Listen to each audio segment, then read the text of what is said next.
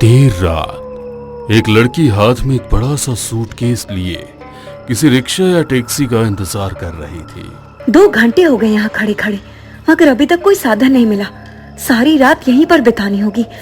साथ में ये भी तो है, इसे छोड़कर कहीं जा भी नहीं सकती। कहते हुए उसने जैसे ही बड़े से सूटकेस को देखा, उसके चेहरे पर पसीने की बूंद झलक आई। तभी दूर एक टैक्सी आती हुई नजर आई। ये देख लड़की की आंखों में चमक आ गई। उसने तुरंत उस टैक्सी को रोका और ड्राइवर से कहा, टैक्सी खाली है क्या? हाँ मैम, कहाँ जाना है आपको? उस लड़की ने ड्राइवर की किसी बात का जवाब नहीं दिया और तुरंत टैक्सी में बैठ गई और बोली, चलो, मुझे जहाँ जाना होगा बता दूंगी। और हाँ, टैक्सी हाईवे से नहीं लेते हुए जंगल के रास्ते से ले लो। यहाँ पर पुलिस का पहरा होगा। पुलिस से बचकर जाना है क्या? कुछ गैर कानूनी सामान है क्या आपके पास? लड़की ने 500 के नोट की पूरी गड्डी उस ड्राइवर को दी और कहा, अब चुपचाप आगे देखकर गाड़ी चलाओ। ड्राइवर रह रहकर बैक व्यू मिरर से उस लड़की की ओर देख रहा था। लड़की के चेहरे पर घबराहट साफ नजर आ रही थी। बीच जंगल में जाकर वो लड़की टैक्सी से उतर गई। ये तो जंगल है, आप यहाँ पर क्या करने वाली हैं? मगर उसने किसी भी बात का कोई जवाब नहीं दिया और वो उस बड़े से बैग को घसीटते हुए जंगल के अंदर चली गई। टैक्सी ड्राइवर टैक्सी से उतरकर उसका पीछा कर पाता उसके पहले ही वो जंगल में कहीं गायब हो गई। क्या करूँ? उस लड़की को यहीं जंगल में छोड़कर चला जाऊँ क्या, या फिर मैं उसका इंतजार करूँ? अरे कुछ समझ में नहीं आ रहा मेरे को। कुछ देर सोचने के बाद वो वहीं खड़ा उसके वापस आने का इंतजार कर रहा था। तभी जंगल में किसी के जोर से चीखने की आवाज आई और एक धमाका हुआ। उस धमाके से जंगल में मौजूद सभी पक्षी डरकर अंधेरे में उड़ रहे थे। उस आवाज से टैक्सी ड्राइवर भी सिहर गया, मगर तभी उसे वो लड़की आती हुई नजर आई। अब उस लड़की के हाथ में कोई बैग नहीं था। वो चुपचाप टैक्सी में बैठ गई। उसकी आंखें लाल और चेहरा खून से सना हुआ था।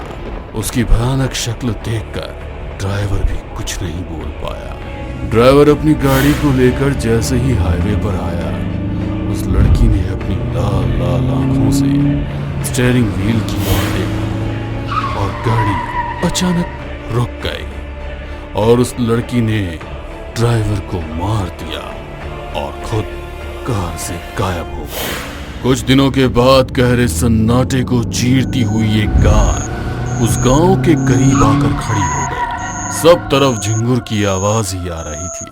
सुनसान सड़क पर 2 लोग उस कार से निकलकर खड़े होकर बाहर किसी का इंतजार कर रहे थे। दोनों के चेहरे देखकर ही लग रहा था कि वो लोग बहुत डरे हुए हैं। यार, हम लोग गाँव तो आ गए, मगर यहाँ पर हमें वो खंडर कहाँ मिलेगा?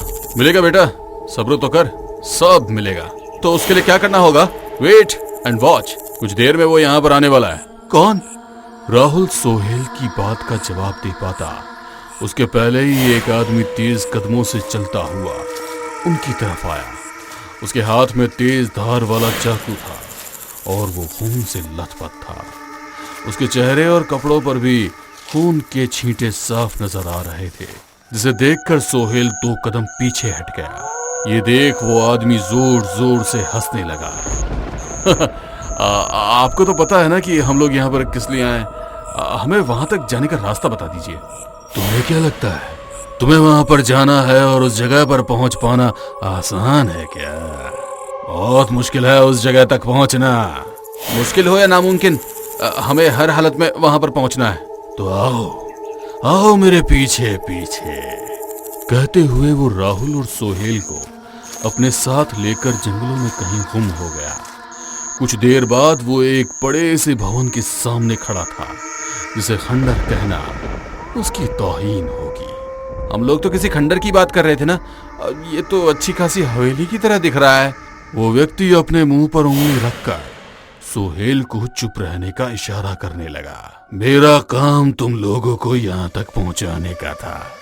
मेरा काम खत्म, मुझे पैसे दो और अब तुम जानो और तुम्हारा काम। अरे ऐसे कैसे? हम लोग तुम्हारी बात पर यकीन कर लें। वो जगह जहाँ पर हमें जाना था, इस बात का क्या सबूत है कि ये वही जगह है? वो सब मुझे नहीं पता, मैं यहाँ पर एक पल भी और नहीं रुकूंगा। ये जगह श्रापित है, सब कुछ बख्श लेती है, सब कुछ भी नहीं बचता। इसके पहले कि तुम लोगों का भी गेम ओवर हो, मुझे मेरा पैसा दे दो। राहुल और सोहेल दोनों एक दूसरे की तरफ देखकर हंसने लगे और सोहेल ने अपनी जेब से एक गन निकाली और उस आदमी को वहीं पर मार दिया। बड़ा आया हम लोगों से पैसे लेने वाला, हम किसी को भी एक फूटी कौड़ी नहीं देते हैं। कहते हुए वो जोर जोर से हंसने लगा। उसकी लाश को उलांग वो लोग उस हवेली के अंदर दाखिल हो रहे थे। तभी हवेली के ऊपर के झरोखे से कोई उन दोनों को देख रहा था।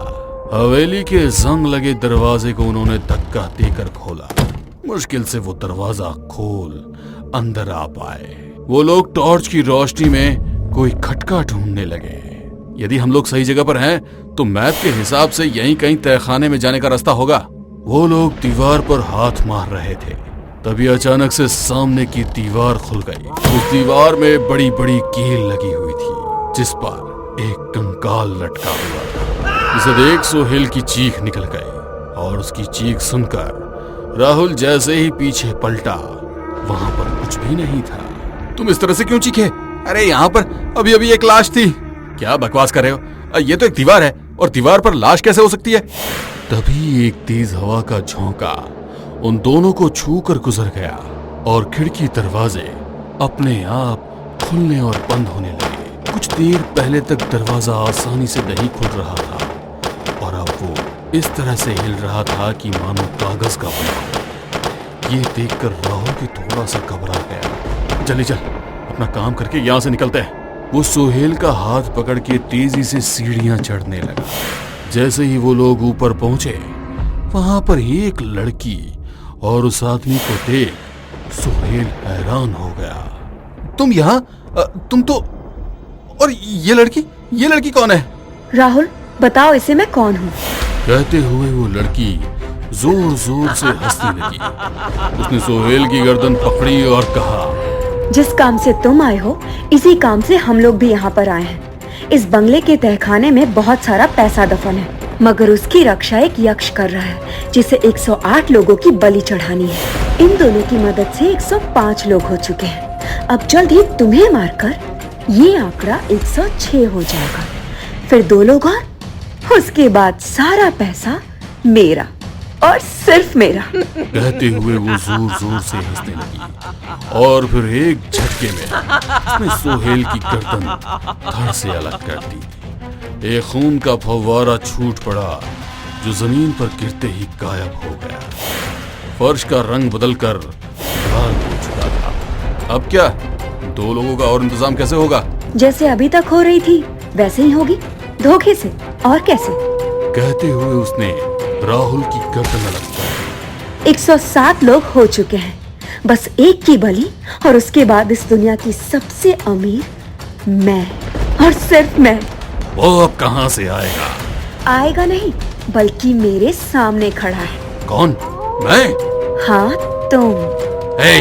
अगर मुझे मारने की कोशिश की तो मुझसे पहले तुम मर जाओगी। कहते हुए उस आदमी ने खुद को बचाने के लिए उस लड़की को ही मारने की कोशिश करने लगा, मगर वो लड़की खुद को बचाने में कामयाब हो गई और उसने एक झटके से उस आदमी की गर्दन काट दी। उस लड़की के सामने 3 लाश पड़ी थी और खून का नामो निशान नहीं था। सारा खून जमीन ने पी लिया। तभी अचानक वहां कंपन होने लगा और फर्श हिलने लगा। वो लड़की खुश होने लगी, उसे लगा उसकी क्रिया पूर्ण हो गई और उसका प्रतिफल उसे मिल रहा है। मगर देखते ही देखते उस कमरे की दीवारें एक दूसरे के पास आने लगी और दीवारों के बीच वो भी दबकर मर गए।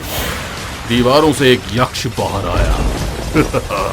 जब तक इस दुनिया में लोगों को पैसे की भूख और लालच रहेगी, मुझे कभी भी इंसानों की बलि की कमी नहीं रहेगी। लोगों को बहुत लालच है पैसे का, आपको भी है ना? तो फिर आइए इस हवेली में 108 लोगों की बलि देने के बाद अथाह खजाना तुम्हारा और सिर्फ तुम्हारा।